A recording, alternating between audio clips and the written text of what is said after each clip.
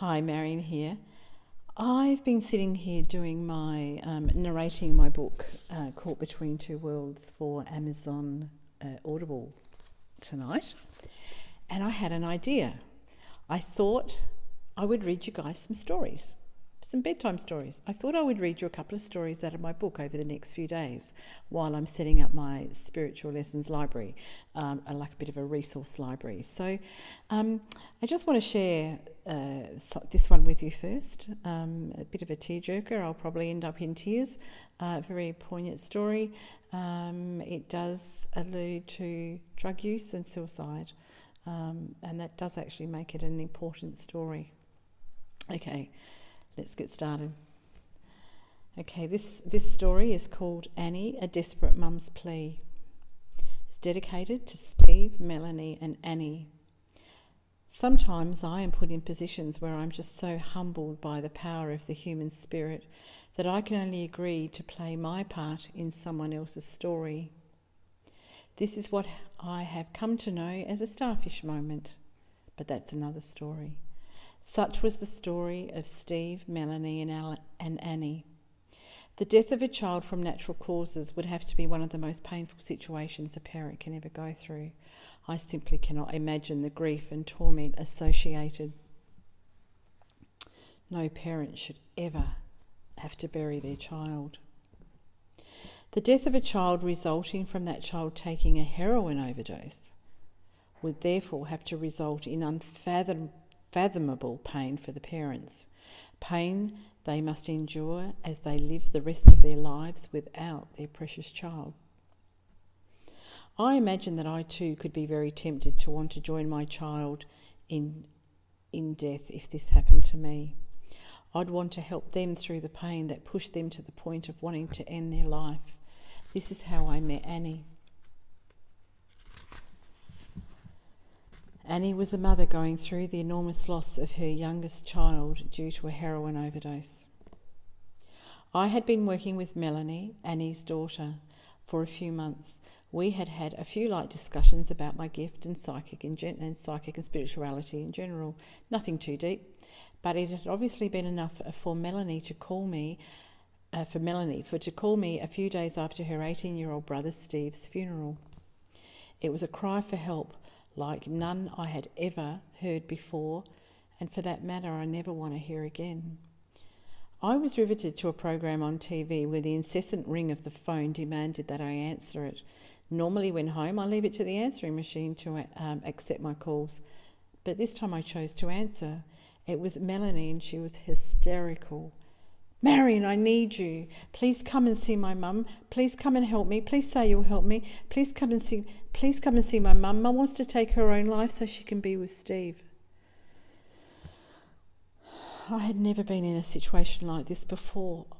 I told her. It's not my place. I wouldn't even know what to say to your mum. "Please, Marion, Mum and I have talked about your gift in the past. I know you can help her. I just know you can. No one else can help Mum. Please say you'll come." In my head, I began to think, what could I possibly say to change the mind of a woman so immersed in her own grief and determination to take her own life to be with her son? I didn't see it as my place. Melanie's mum was in a very personal space no one could ever possibly enter or understand, a very private place. I had never met Melanie's mum and certainly could not possibly enter that very private place in a grieving mother's heart, but Melanie was insistent. I could hear how scared she was of losing another family member, so I agreed to see her straight away. I invited my team and the archangels to come with me. I didn't know what to expect when I got there. I had to trust that the universe had orchestrated this as one of those very special moments, and it was. Melanie greeted me at the door and introduced me to her mum, Annie. I have never been so close to personal pain and loss and grief before. Annie's face that night will forever be permanently etched in my mind. Once beautiful eyes were now empty. Annie didn't speak, so I asked my guides to meet with Annie's, and I was taken over. and I was guided to take her hand. All I could do was smile and hold out my hand, which Annie took gratefully. I led Annie outside where we sat together and held hands. Please, I begged my team, give me something to say to this poor mum. I had no words of my own. I didn't know what to say. My team had brought me here and I trusted them. I knew that they would bring the words to comfort Annie. Annie was waiting for a miracle, I think. Suddenly, the pictures came to me. Annie, I am seeing Steve's coffin at the front of the school church. The church is filled with students, all with their heads down. Outside the church, I see students standing, huddled in groups, all with their heads down. I see students in the school oval and in classrooms, all quietly standing, focused on the funeral taking place in their school chapel. I saw teenagers standing in the suburbs, all with their heads down. I saw teenagers standing all over Australia and the world, all with their heads down, all thinking the same thing. If this could happen to Steve, it could happen to them too. Annie, I sense that Steve's passing has touched the lives of many teenagers who dabble in drugs. Steve's passing has caused a ripple effect amongst the youths. I believe that with his passing, he has in fact saved the lives of many others who will now stop taking drugs. I believe the ripple effect is in place here. Your loss is a gift for another. The profound visions had left me. We sat in a moment of silence, and then Annie said, "Wow, thank you." The silence continued, only now more comfortable. I did not have to wait long before the next vision came, this time with a very profound message, personal message for Annie. What came next was the most beautiful moment I had ever up until that moment experienced. Annie, I see a lady sitting on the edge of a bed, throwing a tennis ball up and down in the air. She looks quite matronly, really. I asked my guest who she was and whether she knew Annie. She said that her name was Melba. Melba was sitting on the edge of a bed, covered in white sheets. When I looked at the head of the bed, I saw a young 18-year-old male sleeping. Melba motioned to him and said, "That's Steve, I'm looking after him." I asked Melba how she knew Annie, to which she replied, "I used to live next door to Annie when the kids were young. I never married and I never had kids, and whenever Annie's kids threw tennis balls over the fence, I never returned them." While she spoke, Melba continued to throw the tennis ball up and down in the air. She drove me nuts during that reading. Anyway, so she's going like this. But I'm not going to continue. Please tell Annie that whilst I never looked after her kids when she asked me to babysit, I will certainly be very happy to look after her son now. But more importantly, please tell Annie that if she does want to take her own life, she will not, and I insist, will not be reunited with Steve until the end of what would have been the term of their natural lives. She will end up in limbo until the end, and will be more tormented than she is now, as she will have to watch the rest of her family suffer without her. She will wish she was with them. Also, once the term of her natural life is up, she will need to be reborn to learn the lessons she never finalised before taking her own life. And this time the lessons will be even harder. I suddenly realised that I needed to explain my vision to Annie. What would she say? How could I tell her what I saw? What if it wasn't real? I needn't have worried. I told Annie everything from start to finish. Once done, I turned to Annie and the look on her face was one of absolute astonishment and delight. "Oh, yes, yes," she exclaimed. "Perfect, how perfect. Yes, Melba was my next door neighbour. She was a spinster and she always kept the kids' tennis balls. She must have hundreds of them as she never gave them back. Was I imagining this? Annie had just confirmed for me that everything I told her about Melba was true. Yes. Yes, she had been her neighbour and never married or had kids. She also never babysat for Annie, even when Annie was desperate. Annie laughed when I explained that Melba kept tossing a tennis ball up and down the air. It was kind of her symbolically. She confirmed that was exactly what Melba was like. She would never give the kids back their tennis balls when they went over the fence. Now we know why.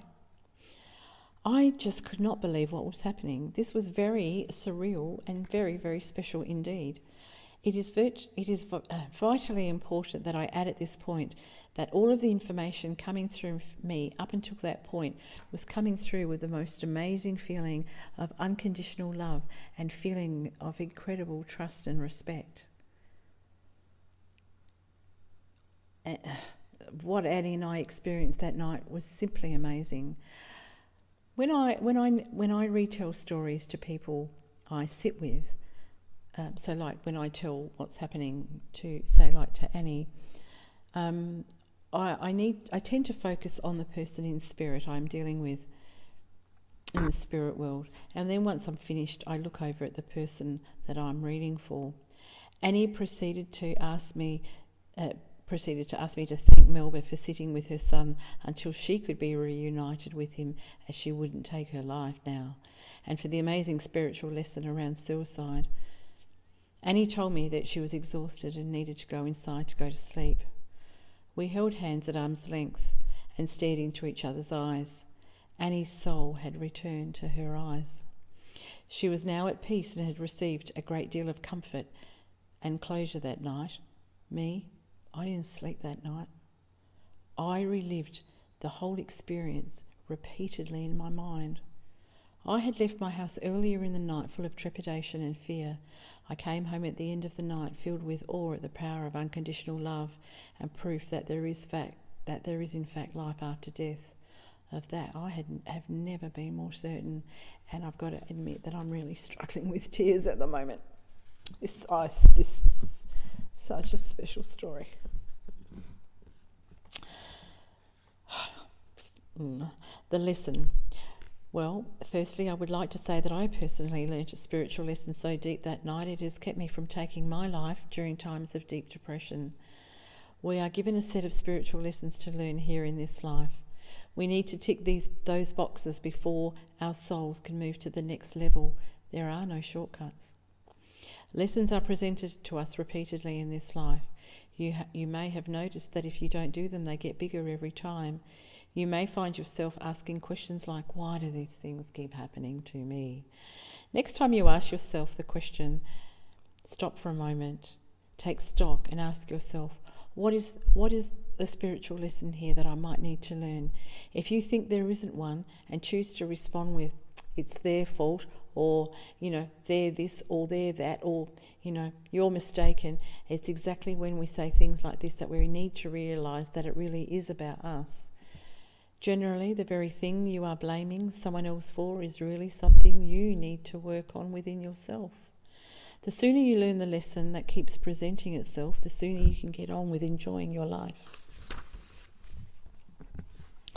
The lesson here about suicide, therefore, is that trying to take the shortcut out of our pain won't work.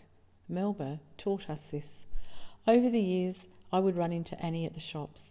Every time she saw me, she would go out of her way to give me a big hug. Oh, I'm struggling now. And say thank you in my ear. Before walking away to continue her shopping and her life. Do you know anyone at all that is very depressed to the point of considering taking their own lives? Please let them know that there is no shortcut to heaven. Tell them about this story and encourage them to get help. Maybe from a psychic. I've got a testimonial from Melanie. I asked Marion to come and sit with my mum. I asked Marion to come and sit with my mum, who wanted to commit suicide to be with my brother, who had recently lost his life to heroin. Reluctantly, initially, Marion did come to sit with my mum. reluctant at first, and because of her explaining what would have happened to her if she had taken her own life, I still have my mum today. Mum and I also had a fantastic message from our old neighbour Melba, whose name Marion knew. Marion saw Melba sitting on the edge of my brother's bed, throwing a tennis ball in the air repeatedly while my brother rested. Mum, she had... On querying how Melba knew my mum, Melba had laughingly replied I was her next door neighbour for many years. I never married, and I had never liked children, and I never threw the kids' tennis balls back over the fence when they landed there. I will now look after Steve until Annie is ready to take over. Isn't that amazing? Isn't that beautiful? You need, contemplate that. Have a think about that. This story still touches me. I did it in 1998. That's 31... Is that 31 years ago? No, it's 21 years ago. Wow. Yeah, 21 years ago. Okay, thanks for listening.